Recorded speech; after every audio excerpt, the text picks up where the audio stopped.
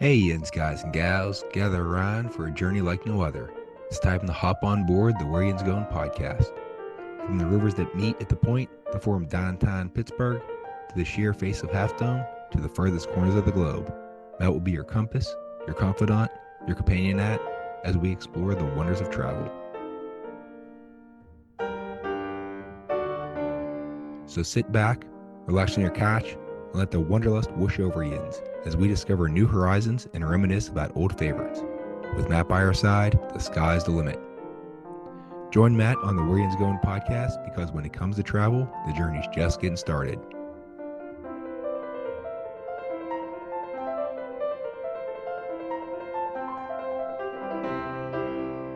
And now, without further ado, let's give a shot for your guide through the highways and byways of travel. Your planning partner, the man with the map, Matt Schraeder.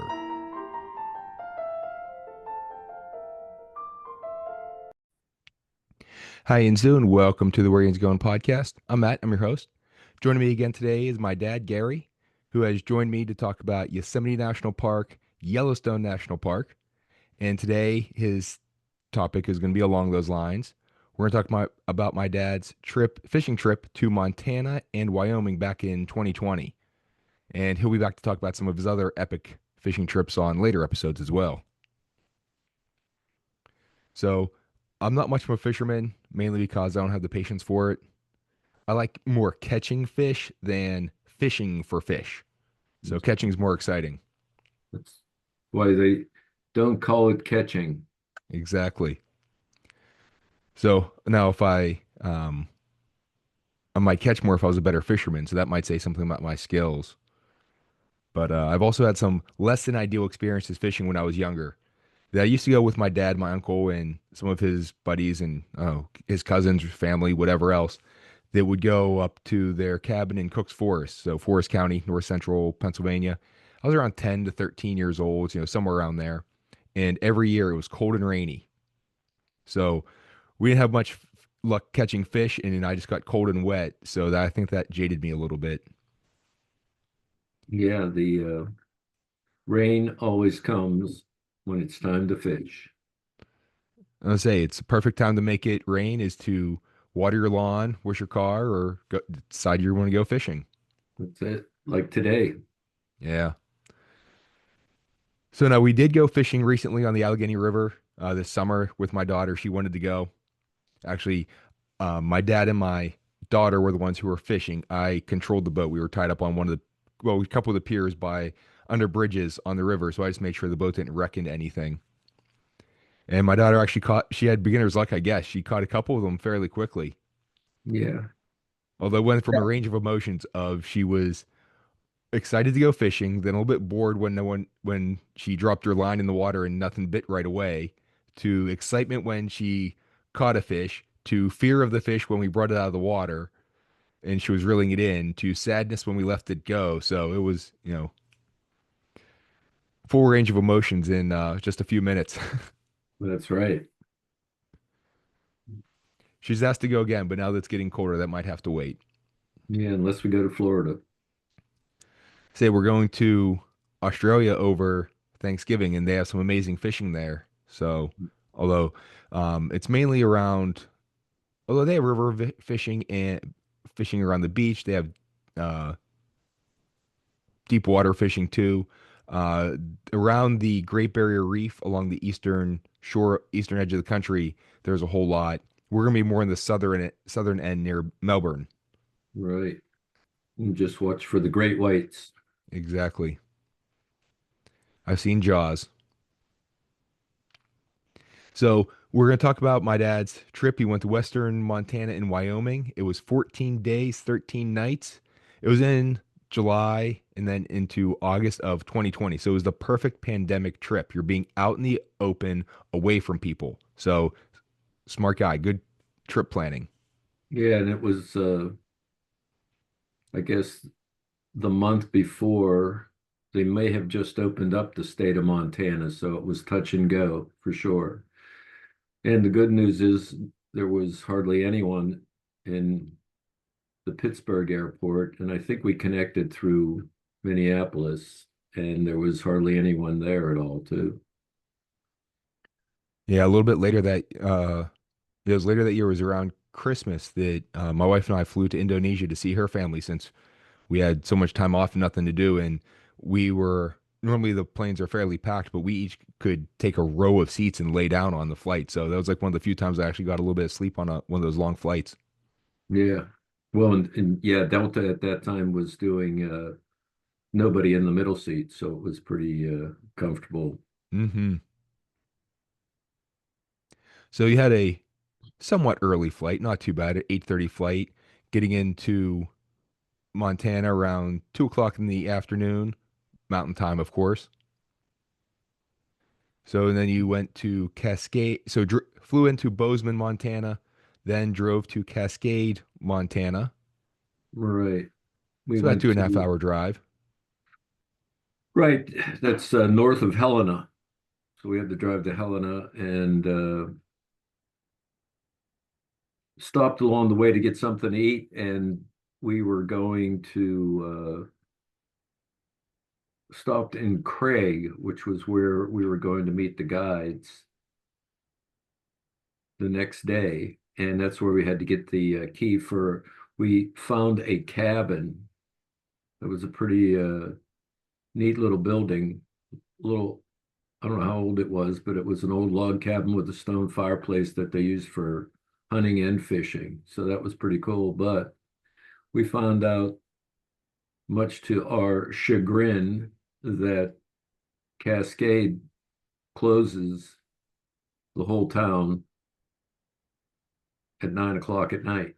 So we got up to the cabin, unloaded our stuff, and we were only, well, Cox Creek runs into the Missouri River where we were fishing, and fished till it was, July, so it was 9 o'clock at night. And we found we had no food for dinner because everything was closed. But we found some tea bags in the cabin, and my buddy's mother gave us some snacks and trail mix. So that was our wholesome dinner for our first night in Montana. That's why you were fishing though. If you had if you had caught some fish, you could have cleaned them and cooked them up right there. So that'd be the perfect solution. But yeah, depending on where you're going, some small towns they roll up the sidewalk relatively early. So always be aware of that and travel with your little stash of snacks that you can have. Yeah, we made that's the new rule. We look for the nearest Walmart as we're heading to wherever we're fishing and load up. Lessons learned. And the cabin that you stayed in was well, if you're a Pittsburgher, it's the Cox Creek cabin. For everyone else, Yeah. it's the Cox Creek. But it was built in the 1930s. Yeah. Yeah, it was very interesting.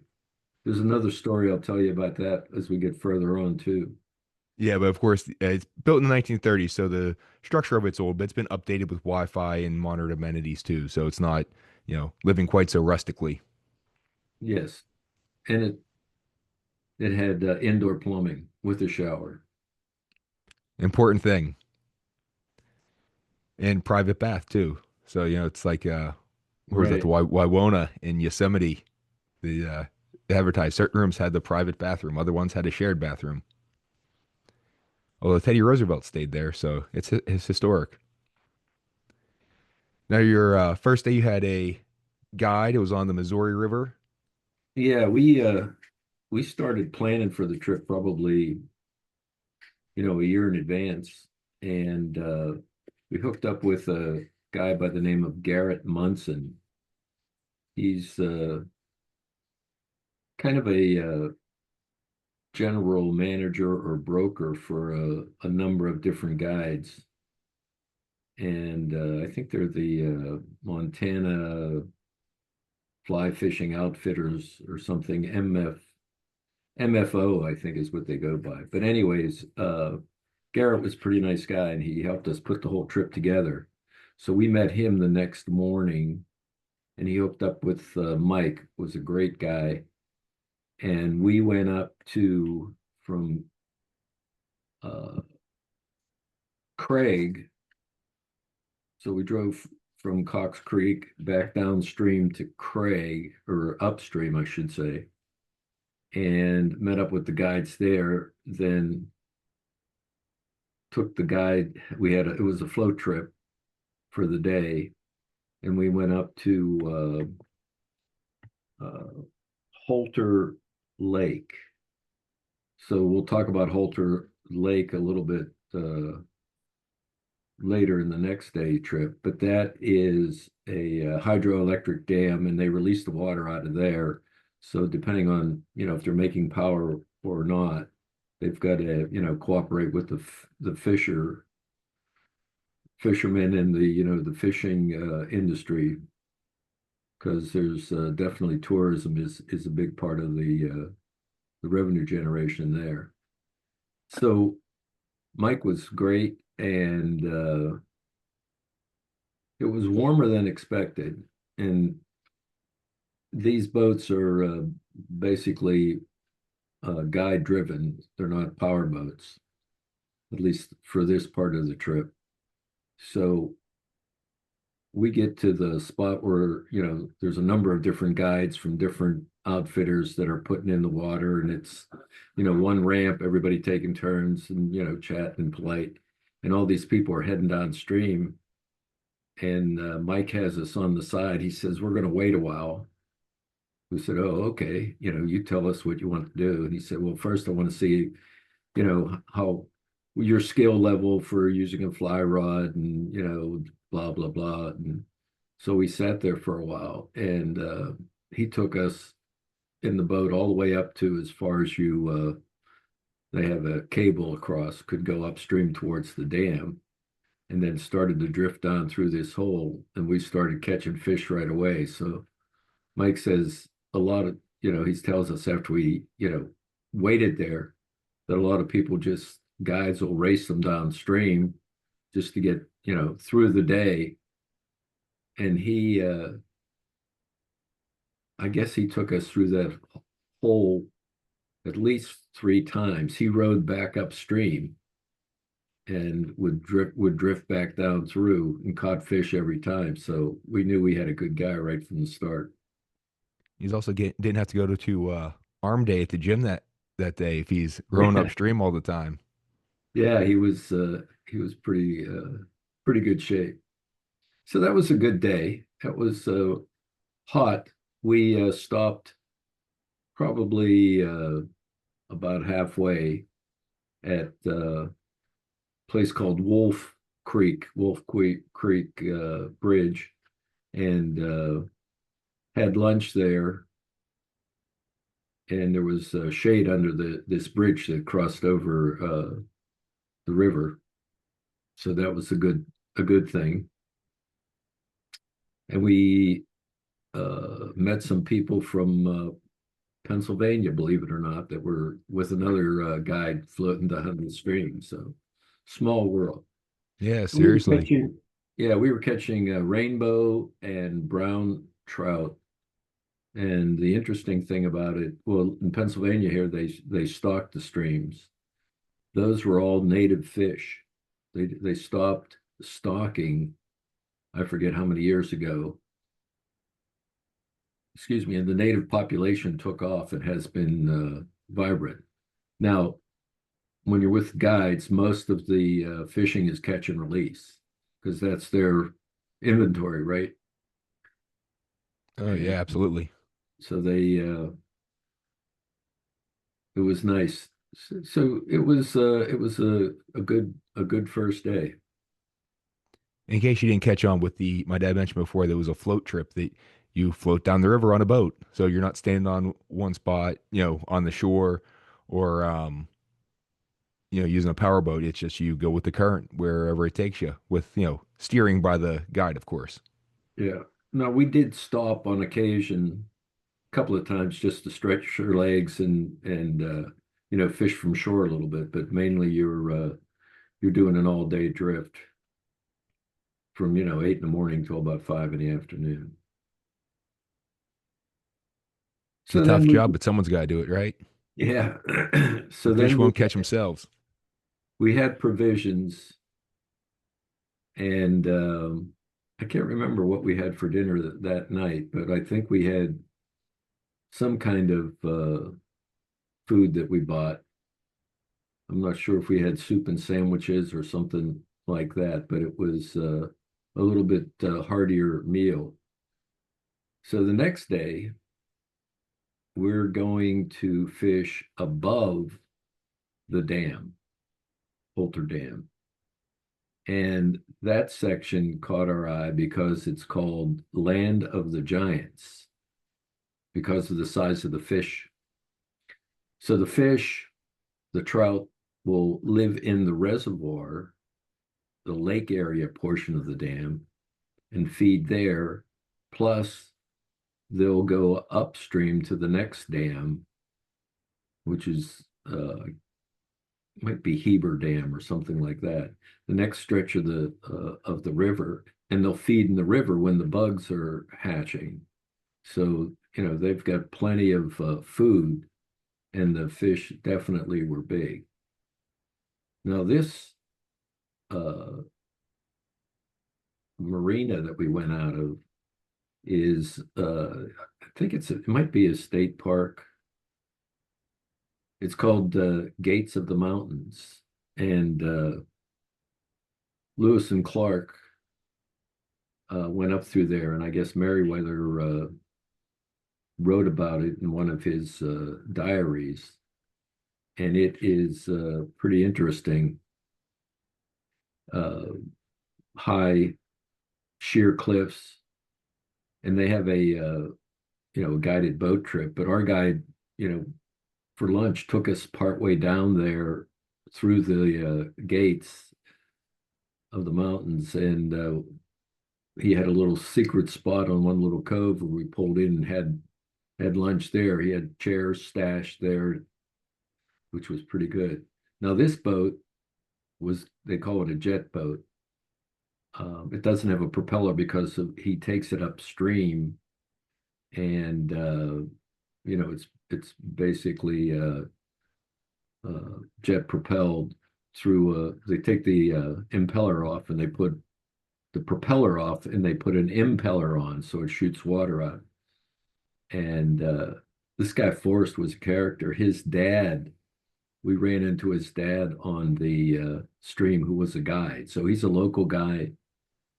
They make different fishing lures, and we had another great day of catching some big fish. The only downside of that day is about 3 o'clock or afternoon. We had a good lunch. As the noon started, the storm started coming in, and we basically had to leave early because he said you got to get across the lake before the winds start blowing up and it gets too stormy. But so we probably cut the day short by a couple of hours, but we definitely caught our fish. And sure enough, as soon as we got into the marina, we had just started unloading, and it poured, and lightning and thunder, which is not too much fun. So basically, the next time I would do that trip, we were at Cox Creek Cabin, which was north, and Craig is only about 20 miles north of Helena. I would stay in Helena, and that way you've got, more options for food, more options for hotel, and you'd have a better price points as well. You're not a captive audience up there. Now, is the scenery as good as staying in a rustic cabin? No, but I mean, maybe a night or so in the cabin would be fine, but the trip from Helena isn't that bad. Yeah, and Gates of the Mountain is about halfway between Yellowstone and Glacier National Park. So just give you a Right. right. perspective of where you're sitting. Yeah.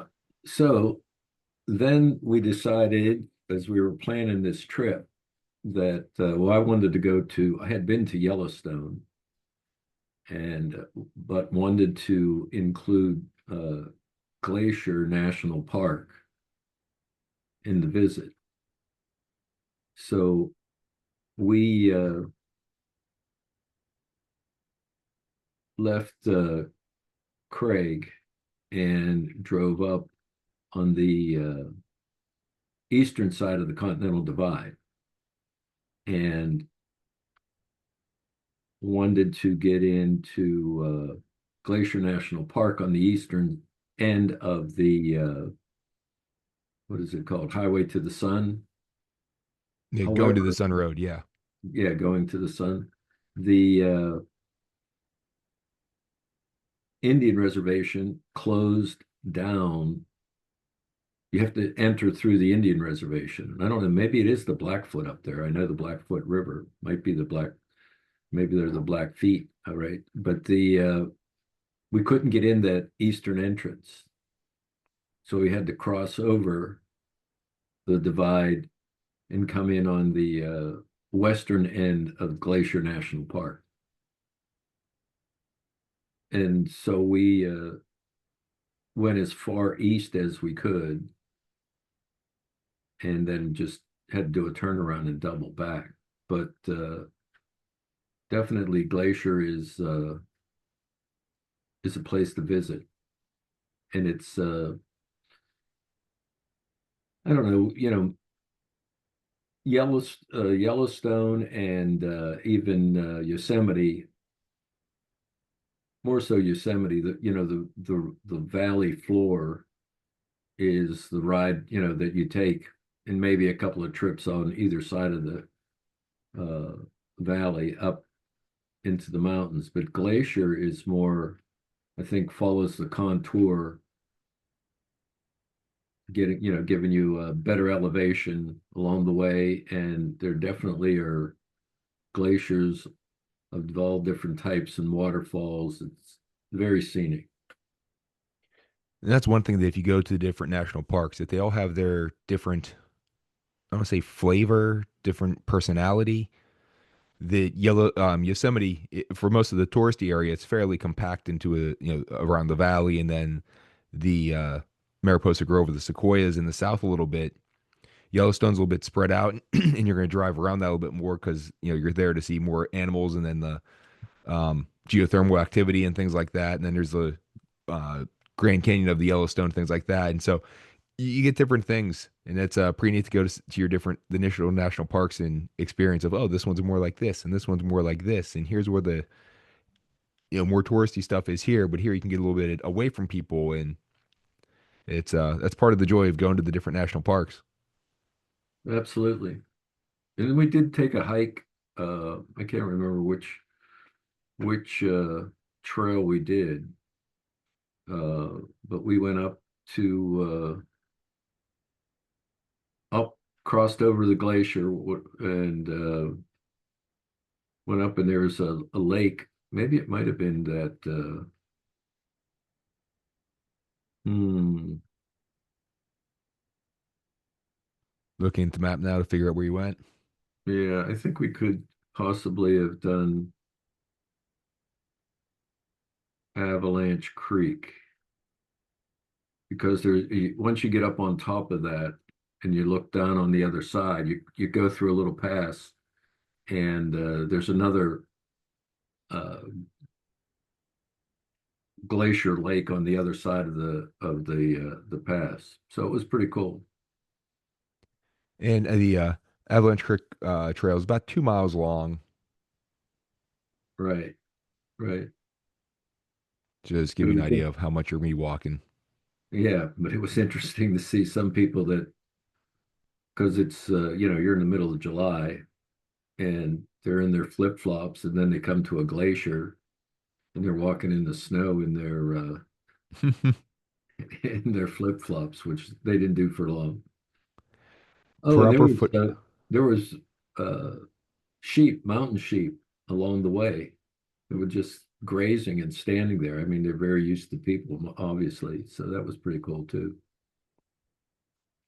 Yeah, some of the wildlife that you can see there to see in the national parks that just from Yosemite going to see some of the deer that are, standing 15 feet from you in a meadow, just munching away, or, in the little bit into the woods off of a trail, or, see a couple of times I've seen little coyotes just prancing along the side of the road as I drove by. Right. Then there was the bear that I saw at the one time in Yosemite. That's it. So But we just good. spent the day there, and we're heading, down to the next fishing option, which was south, well, maybe pretty much due east of Missoula. Although before we move on, one thing is if you are going to go to the national parks and you're going any of the trails, I highly recommend wearing proper footwear. They might be hot, you're wearing the flip-flops, but if you're going to be walking some of that terrain, even though a lot of it is paved, there are some areas that can be a little bit rocky if you're going to go off.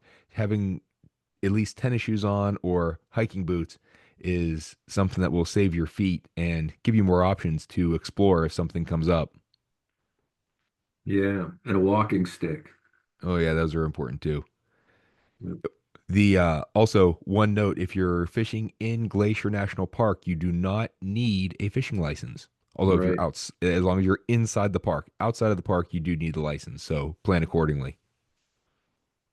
Yeah, and I think we bought a 3-day Montana license. I think that's what it was, or maybe 5 days. But anyways, we had to buy another Montana license because we decided to fish on the way out. That was at the end of the trip. So we got down into Missoula, and we were looking for a place to stay in Missoula, and where we were going to fish the Blackfoot. It would have been about I don't know, maybe an hour or so outside of Missoula. So we looked at the Airbnb and found basically a house. This woman was an artist, and she cleaned houses on the side and basically vacates her house and rents it out as an Airbnb and stays in her. She had a big barn that had like a little living area and bathroom where she did her artwork. But it was pretty neat house. The whole they had a little balcony around the and porch around the one side. She did all the railing in natural wood. So, she cut down the trees, made the posts, put them together. And then the floor in the place was, she said when she bought the house, people had cats there, so the carpet was stained and it was, you know, not livable with that. So that she tore all the carpet out, and the hardwood or the underlayment was stained. So she took all the plywood that was on the floor up, flipped it over, and then had the rough side of the wood painted the different knot holes and accented all that wood, and then varnished it all. I said, "Lady, you're a glutton for punishment." I mean, well, most people would have just put another floor on top of it, but she believed in reusing everything. She also had a giant collection, or collection of some giant plants, and the one room had a big sunroom. So she was pretty eclectic. Oh, and she had chickens, so we got fresh eggs and rabbits running around the yard. Pretty crazy. Now you had to stay there the first night whenever, so you could have the fresh eggs whenever you didn't have the other food, That's it. But or plan that in. yeah, we hooked up with the guide. We did the Blackfoot. That was an interesting. The Missouri was a pretty big river. Oh, before you go on, now with the Blackfoot River cabin that you stayed in. See, the porch thing, if you want to up the rent, you call that the veranda. That's it. That's it. The Blackfoot was a little smaller river, but very scenic. A lot of rocks. A lot. I mean, the boat that we did on the Missouri was a hard, uh, I guess you'd call it fiberglass boat. This was a big rubber raft with, three seats strapped onto it. And it was a lot more white water kind of expedition. Saw a lot of eagles and wildlife. It was pretty cool. The guy,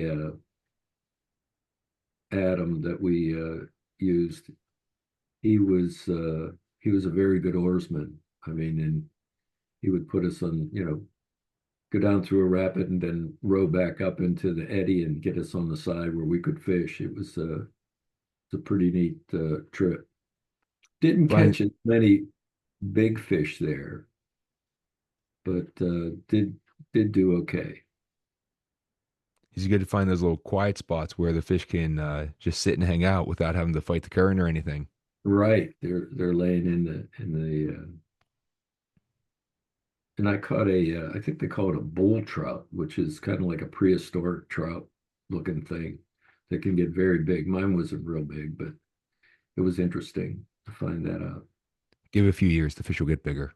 That's it. Oh, and at the where the lady kept the plants, that's the solarium. Again, That's it. another reason to up the rent because the That's fancy it. sounding words in there. Yeah, so we went into Missoula. I guess that's that the University of Montana is there. I Uh, want to say yes. yeah, that was a pretty neat little town and college town. It was, classes weren't in session, so there weren't many people there, but a lot of retail shops and places to eat, just like you would figure for a town that has a little campus. Yeah, it is the University of Montana, and that's a very scenic campus they have there. That it sits like at the base of a mountain, Yes, and yeah, there's a real neat little. It's not a quad; it's like a circle or an oval, big like green space right in the middle of it. That's like crossed with pathways that look like a T. So it's if you're right. looking for scenic places to go to school, if you don't mind the snow in the winter, of course. And there's a Clark River that runs through there. I think it's Clark that Adam was telling us about that also has uh, big toothfish, pike and muskie. If you want to go fishing on that, he said that that was another option that we should think about, if we make a return trip. Well, from there we went down to Oh, before you go on, it's the Clark Fork River. yeah, all right. So we went through we had another long drive to go from uh, south from Missoula, went through Bozeman and over to Livingston, Montana. And that wasn't a bad drive.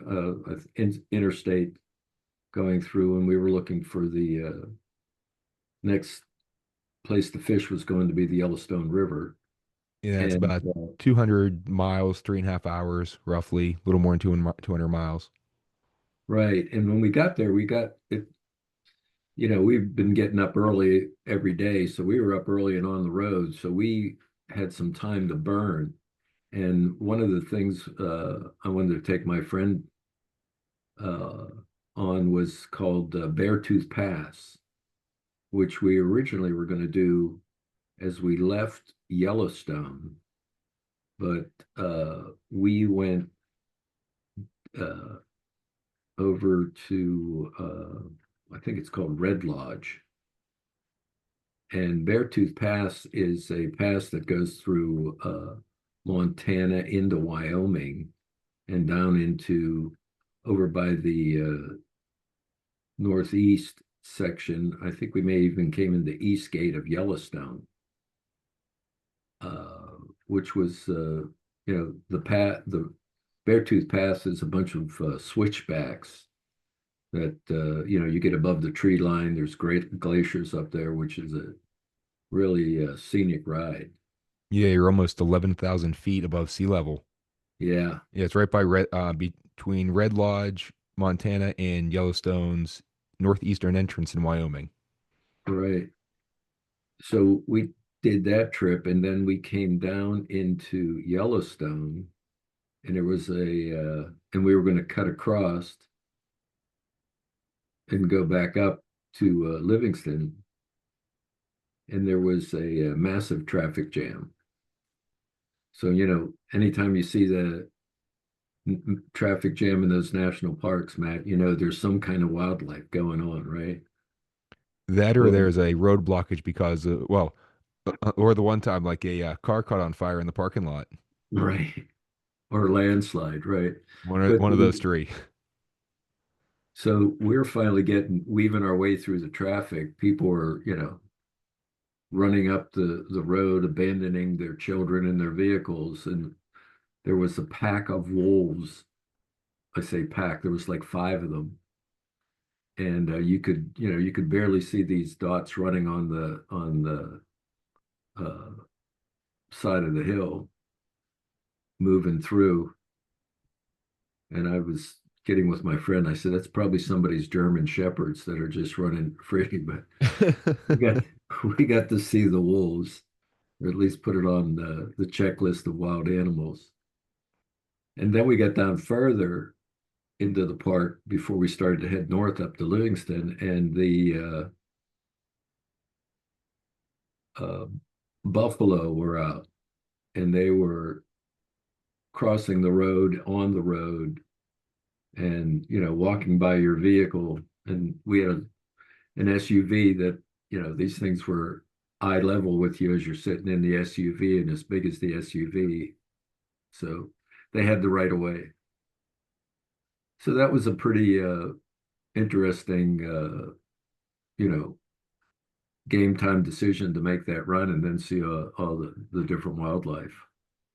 Yeah, seeing where the buffalo roam, literally. And yeah, Absolutely. the animals, especially ones that large, always have the right of way because if you don't yield to them, your car may suffer, and you don't want to have to explain that to the rental car agency. Yeah. So then we went into stayed in Livingston, and we stayed at the place called the Pioneer Lodge. The price was right, but it was a tired hotel, if you know what I mean. But we basically showered there, slept there, and went on fishing and sightseeing. The next guide we had on the Yellowstone River was Rao. Uh, Rao, I think is the way he said it. He was a interesting character. He did fishing and guided fishing in the summer, and in the wintertime he worked at the ski lodge, and he used the time when he was in the ski lodge to tie up flies that he needed for the trip. So that was a pretty good trip. We caught some nice fish, saw a bunch of elk along the way. Oh, he was also saying he would guide people sometimes hunting. He said, but see all those elk that are out there now, they disappear during hunting season, and there's a lot of private land that it's getting more and more private, that it's harder to hunt. Yeah, and spelling his name Rial. Yeah, Raul Blaine. Oh, we got chased off the water for a while there. We had a lightning storm come through that blew up for, again, and you're in the end of summer, so the anything can happen from a storm standpoint. And he was saying, "Boys, put down your rods." He said, "They may look like a fishing rod to you," he said, "but they're also a lightning rod." But it only rained for a little while and we went through. Make sure you got your rain gear. Right. Wear the Gore-Tex. So we fished on our own. Every one of these trips that we would do would use a guide for one day and then fish on our own. The next day after we see what techniques they're using, where they're fishing. And then we left there and went over to West Yellowstone, uh, which we found an Airbnb that was kind of like condo apartments that wasn't too bad. Wasn't too bad. West Yellowstone's a neat little tourist town. Um, there was plenty of places and opportunities to eat and buy T-shirts and things of that nature. A little bit of a traffic jam getting around there, but it wasn't too involved. And that was our base camp for visiting the first pass through Yellowstone. And unlike Glacier and Yellowstone, you do need a permit. Although the 3-day permit's $18, so it's not horrible, Right, or at least it was back then. right. So Yellowstone is basically, you've got almost like a snowman, two loops, figure eight roads through the park, one to the north and one to the south. And we started off, I think we went to I think we went to Old Faithful first because we did that early in the morning before the crowds got too crazy. And that was number one on our list to do that. The downside was the uh, historic hotel that was there was closed because of the pandemic. Oh, and the other thing with Yellowstone and with Glacier, as we were talking to some of the rangers, because of the pandemic, there were the number of international travelers, especially from Japan and China and the East, were very low. So there's hardly, there was fewer people in the park, which was a break. But we went to the Grand Canyon of Yellowstone, which is definitely worth the visit. And there's several lookout points where you have to do a little bit of walking to get to, that you can get some really interesting views and shots of the falls. And the canyon is yellow from whatever, type of stone that walls the sides of the canyons. It's Yellowstone. I That's think it. if that's not the official name, it should be. Right. It is pretty neat. And the what was the other one we went to where they have the prism? I can't remember whatever it is. Do you have that on the? I can't. Where the big pools of different uh,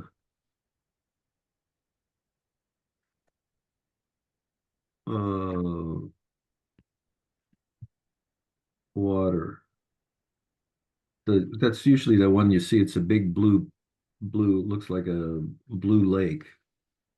Forget what the name of that is. The Grand Prism or something. Anyway, Yeah, look that, but it's a hydrothermally altered um, rhyolite is the rock.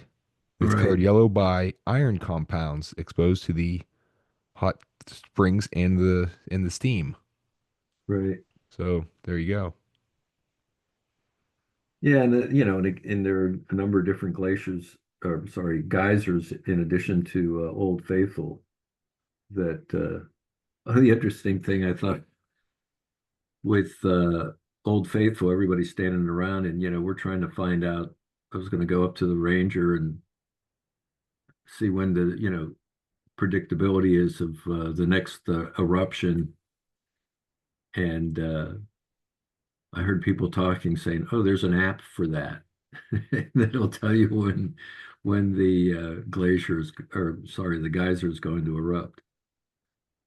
Yeah, we talked about those a little bit in a lot more detail whenever we did our Yellowstone episode. that Right. it's really neat with the geothermal stuff of that the time it takes for the till the next one is related to how big the last one was, and it's for how long it takes to build up the reservoir. And it's the Grand Prismatic Spring is the There blue you go. one, and Yeah. it's looking overhead. It's fairly dramatic with the dark blue in the middle and more of an aquamarine on the edge, and then the yellow and the orange with the ringing around the edge of it. Yeah. Yeah. It definitely is. And you can walk around the outside of the perimeter of the spring. They call it Little Lake. So we did some sightseeing there, and then next on the trip was to head down to Jackson, Wyoming, Jackson Hole, which the valley is called the Hole, Jackson Hole, to the town of Jackson, which is south of Grand Teton National Park, which is a neat ride down through the Rockefeller Highway. And as soon as you get a little bit south of there, you can see the lake and the uh, mountain range, which we had a nice sunny day, which was great for picture taking. And that's Jackson Lake. Right. All right, so heading down to Jackson and that area. Yes, and which is a pretty scenic drive because the you're on the eastern side of the Continental Divide with the Grand Tetons off to your right, and very easy to see. And the road usually cuts right at the base of those. Now the interesting thing about going through that park, I guess there are a lot of opportunities if you want to get out and hike towards the mountains, but uh, there aren't a lot of other things to do. At least it seemed like it to me. You could take a boat ride and tour the lake, but definitely a scenic ride, but not as I didn't, at least we didn't do as many stops along the way. We did stop at one visitor center, and the ranger told us, "Well, you just missed the moose." And the mother moose and the calf went through the visitor center area. So And there's a um, place there called Moose Junction, right by the right, Jenny Lake Visitor Center. So they're doing their job. that's it. They're hanging out there. Just be careful to keep your eyes on the road whenever you're going by that beautiful scenic area. Right. So we're headed down to took most of the day to get down to Jackson, which is a pretty neat little town, and we decided we were going to fish in Wyoming, and when we were with Rao, we said, well, we want to fish, maybe the Snake River or somewhere down in Wyoming. And he said, well, just go to the fly shop in Jackson. He said, and look for the youngest guy there. We said, what? He said, yeah, pick the youngest guy that's in the shop. He said, the old guys won't tell you anything. The young guys are excited about the fact they know how to fish, so they'll tell you what to fish. So we got into Jackson and we checked in, and there were two fly shops there. The one already had closed, and the other one we had to hustle there. We had like a half hour, and sure enough, we found this young kid that was sold us our license, and we said, "Yeah, we want to fish." And he said, "Oh, you need this, this, and this." He gave us, a handful of different flies, and he said, "You probably want to go up to this Buffalo River." And or no, he sent us up to the Gravant, which there's a campground, he said, up there. He said it's a private road to the campground, but you can park before you get off there, and the river's off to the side, and you walk down it. He gave us all this information. So we went down and fished there and caught some fish, which was really neat. Had a good time. So we're trying to find access to the Snake River, which is, on the eastern side of the Tetons. And there weren't many spots where you could easily get in. So we see another sign for a fly shop. So we stop in there fishing, gear and all that. And sure enough, the same kid is in that shop. He works both of them, which, was close to Jackson. And he said, "Oh, to get to the Snake, you go up here and you'll see the Buffalo River and you pull off to the left right soon as there's a parking space and pull in there, fish down the river and you'll go, you can fish down where it hits into the Snake River." So we had our friend, the guide that gave us all the inside information. So that And was a the good day. yeah, that Wyoming fishing pass is like $14 for 1 day, so it's a bit more expensive for Yeah. a non-resident at least. Mhm. So, Jackson is definitely the home of the lifestyles of the rich and famous. I mean, there's some unbelievable homes built on the sides of the mountains there, and a lot of uh, very nice accommodations in the little town of Jackson. They got a town square that's pretty neat, and they have archways built, and I don't know if they're all real elk horns, but there's these giant archways that you go into the little town center that are made out of elk horns. So we've left there and we were headed back up to Yellowstone and did a little touring there. We were going to fish in the lake of Yellowstone, but we never got to do that. Spent the night in uh, West Yellowstone, and there was a fishing store there, a fly shop. We stopped in there and ran into a guy from uh, Bloomsburg, Pennsylvania. He lived over by State College, PA. He worked in that shop. He's a fisherman. So we were talking to him. He said, "Well, where are you guys going?" We said, "Oh, we're going back up to Bozeman." He says, "Well, you got to fish the Gallatin." He said, "You're going to be riding along it all the way up." So he gave us a bunch of information of, the various spots to fish along the way. So then we went and bought another license, a Montana license, and head up uh, from West Yellowstone up to Bozeman and followed the Gallatin River all the way up there, which was pretty neat. If the river's close enough to the road, you just drop your line in and you just drive along and see what you can grab. Just drive slowly. Yeah. Well, And those in Jackson, the big antler arches, and they have I think four of them there. That they are real antlers, and they have to replace them every roughly 30 to 40 years because the antlers start to decompose. right. Yeah, that's pretty cool. Yeah, they look almost artificial. They're, the way they put them together. Yeah, so that was pretty much the extent of the trip.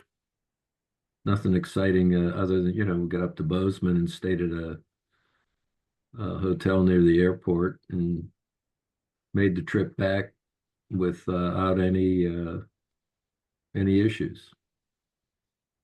You know, you're not a doctor, but you stayed at the Holiday Inn Express last night, so that helped. Right, right, Now, the nice thing about going east to west for these trips is if you're especially if you're going to do something where you want to get up early, like whenever we go out to Yosemite, we were up at what 6 in the morning, leaving the hotel to start our hikes, and so that's 9 o'clock right. a.m. Eastern time, so it doesn't quite feel so bad. So if you stay on the Eastern time, you can get up in the morning without too many issues. Exactly. You're not going to spend too many late nights though. You're. in That's bed it. You're, whenever, especially at that time of year, going to bed whenever it's just getting dark. yep. But then you're getting up when it's just getting light too, so it works out. Yeah. Yeah, and you're usually tired out either in our case, we were fishing, or if you're sightseeing, you're just spending a lot of time moving around. Yeah. Although the flights back can be a little bit rough, that you lose those hours. So it plan on arriving late at the airport a little bit, or doing a red eye, one or the other. Right. So do you have a travel tip you'd like to share? Um, I think that if you're going to do, in our case, when we did, from a fishing standpoint, um, it's amazing how at least the guides that we have, which we would like to think is a sign that they're pretty popular, uh, they book, a year in advance. I mean, people, book their next year's trip as they're finishing up this year's trip. So it's a matter of get started early, do your homework, and see if you can get any other points of view as to, or as many points of view as to where to fish, how to fish, and you know, you'll compare their price points as well. I think the other one is, going to those national parks, the earlier start you get, the better you are, because as the day goes on, the crowds definitely increase for sure. Oh yeah, you get the people who are taking that leisurely morning breakfast, or drive from somewhere else, a couple hours, so they're not going to get there till mid morning, whatever. That if you're staying local and you get up early, you definitely beat the rush. Right, for sure. Now, did you get to keep any of the fish there, or was it all catch and release? We did all catch and release. Not the case on Unlike, some later trips, though. We'll talk about that, especially yeah, Alaska. unlike Alaska. So my travel tip, and this will tie in with my dad's trip here too, that last minute trips, or a spontaneous trip, they can be exciting, and there's a lot to it with that excitement. But there's a lot to be said for planning your trip. And now you don't have to have every detail set in stone for every day, but at least have a general idea what you want to do, and then be open to making some changes, if the situation dictates. If like my dad said, hey, we're going along here and we got this good tip about doing this, or hey, we decided, hey, this is close, let's do this, or that looks interesting, let's stop here. But always make sure you have those travel accommodations set and a decent idea of what you want to do. Waiting to the last minute to plan a trip, or doing those last minute things, it can be more expensive, and or you might not get what you want and you have to settle for something else. So planning in advance is definitely a good thing. And like my dad said, that if you're going to do a national park trip, if you want to get what you want, you need to book a year in advance. And that's about when they start opening the reservations, about a year ahead of time.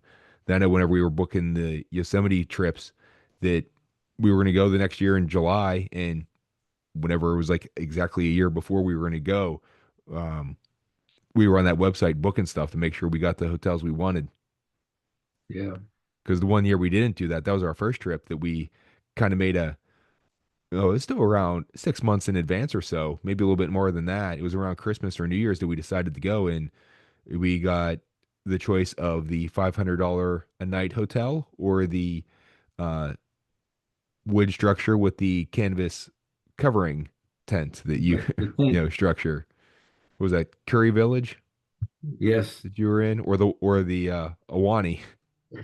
yeah. The other tip though is, if you're depending on where you are, uh, if you're far off the beaten path, make sure you have some provisions, some kind of some kind of food that you need if you should get shut out from the local eateries or grocery stores.